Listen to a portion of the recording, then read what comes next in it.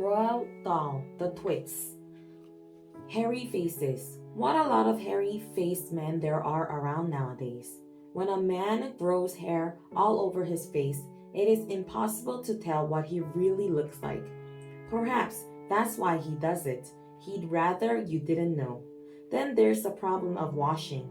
When the very hairy ones wash their faces, it must be as big a job as when you and I wash the hair on our heads.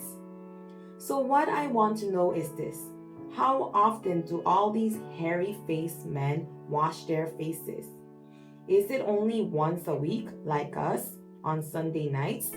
And do they shampoo it? Do they use a hair dryer? Do they rub the hair tonic in to stop their faces from going bald? Do they go to a barber to have their hairy faces cut and trimmed? Or do they do it themselves in front of the bathroom mirror with nail scissors? I don't know, but next time you see a man with a hairy face, which will probably be as soon as you step out on the street, maybe you will look at him more closely and start wondering about some of these things. Mr. Twit. Mr. Twit was one of these hairy-faced men. The whole of his face, except for his forehead, his eyes, and his nose, was covered with thick hair. The stuff even sprouted in revolting tufts out of his nostrils and ear holes. Mr. Twit felt that his hairness made him look terrifically wise and grand. But in truth, he was neither of these things. Mr. Twit was a twit. He was born a twit, and now at the age of 60, he was a bigger twit than ever. The hair on Mr. Twit's face didn't grow smooth and matted as it does on most hairy-faced men. It grew in spikes that stuck out straight like the bristles of a nail brush. And how often did Mr. Twit wash his bristly, nail-brushy face of his? The answer is never, not even on Sundays. He hadn't washed it for years. Dirty beards. As you know, an ordinary unhairy face like yours or mine simply gets a bit smudgy if it is not washed often enough. And there's nothing so awful about that. But a hairy face is a very different matter. Things cling to hairs, especially food. Things like gravy go right in among the hairs and stay there. You and I can wipe our smooth faces with a flannel and we quickly look more or less all right again. But the hairy man cannot do that. We can also, if we are careful, eat our meals without spreading food all over our faces. But not so the hairy man. Watch carefully. Next time you see a hairy man eating his lunch, you will notice that even if he opens his mouth very wide, it is impossible for him to get a spoonful of beef stew or ice cream and chocolate sauce into it without leaving some of it on the hairs. Mr. Twit didn't even bother to open his mouth wide when he ate. As a result, and because he never washed, there were always hundreds of bits of old breakfasts and lunches and suppers sticking to the hairs around his face. They weren't big bits, mind you, because he used to wipe those off with the back of his hand or on his sleeve while he was eating. But if you looked closely, not that you'd ever want to, you will see tiny little specks of dried up scrambled eggs stuck to the hairs, and spinach and tomato ketchup and fish fingers and minced chicken livers and all the other disgusting things Mr. Twit liked to eat. If you look closer still, hold your nose, ladies and gentlemen. If you peer deep into the mustachy bristles sticking out over his upper lip, you will probably see much larger objects that had escaped the wide of his hand. Things that had been there for months and months. Like a piece of maggoty green cheese or a moldy old cornflake or even the slimy tail of a tinned sardine. Because of all this, Mr. Twit never went really hungry. by sticking out his tongue and curling it sideways to explore the hairy jungle around his mouth. He was always able to find a tasty morsel here and there to nibble on. What I am trying to tell you is that Mr. Twit was a foul and smelly old man. He was also an extremely horrid old man, as you will find out in a moment. Mrs. Twit. Mrs. Twit was no better than her husband. She did not, of course, have a hairy face. It was a pity. She didn't, because that, at any rate, would have hidden some of her fearful ugliness. Take a look at her.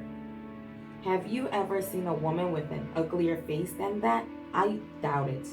But the funny thing is that Mrs. Twit wasn't born ugly. She had quite a nice face when she was young. The ugliness had grown upon her year by year as she got older.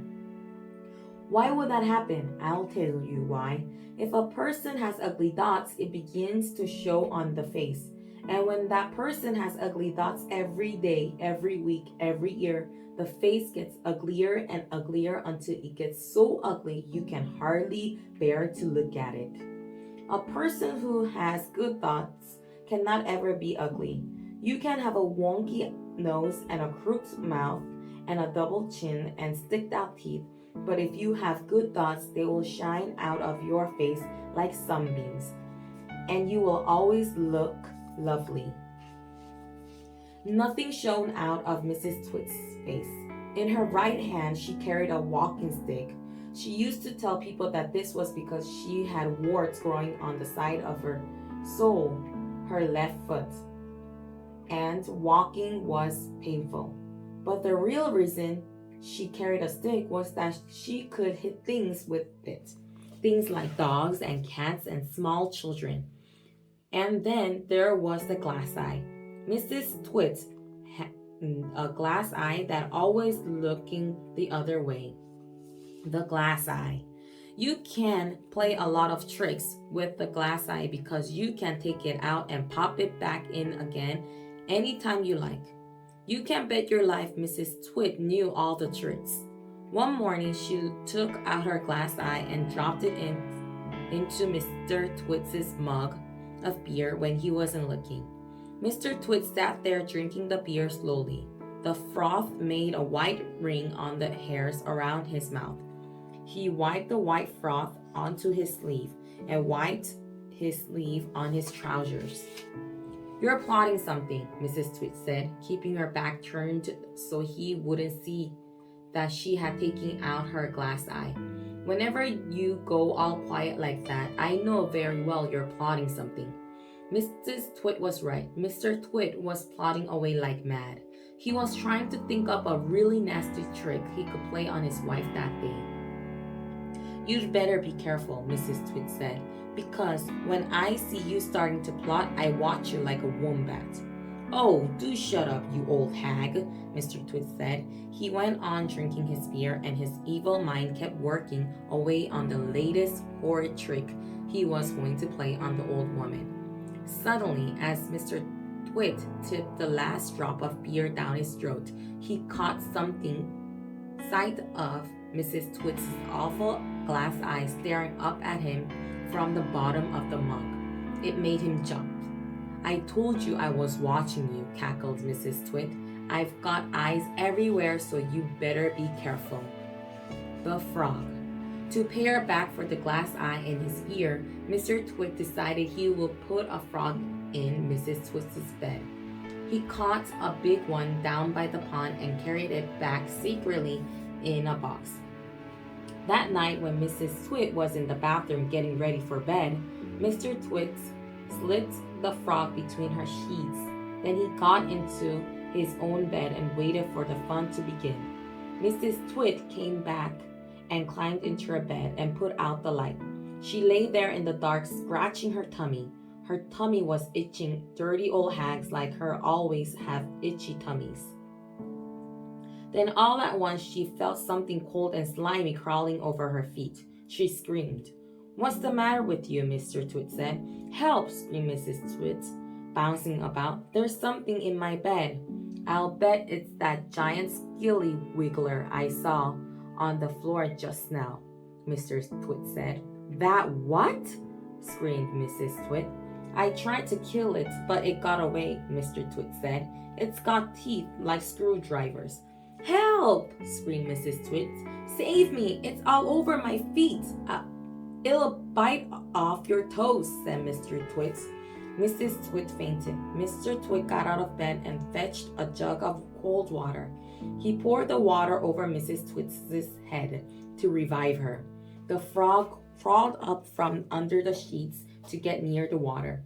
It started jumping about on the pillow. Frogs love water. This one was having a good time. When Mrs. Twit came to, the frog had just jumped on to her face. "This is not a nice thing to happen to anyone in bed at night," she screamed again. "By golly, it is a giant skilly wiggler," Mr. Twit said. "It'll bite off your nose." Mrs. Twit leaped out of bed and flew downstairs and spent the night on the sofa. The frog went to sleep on her pillow.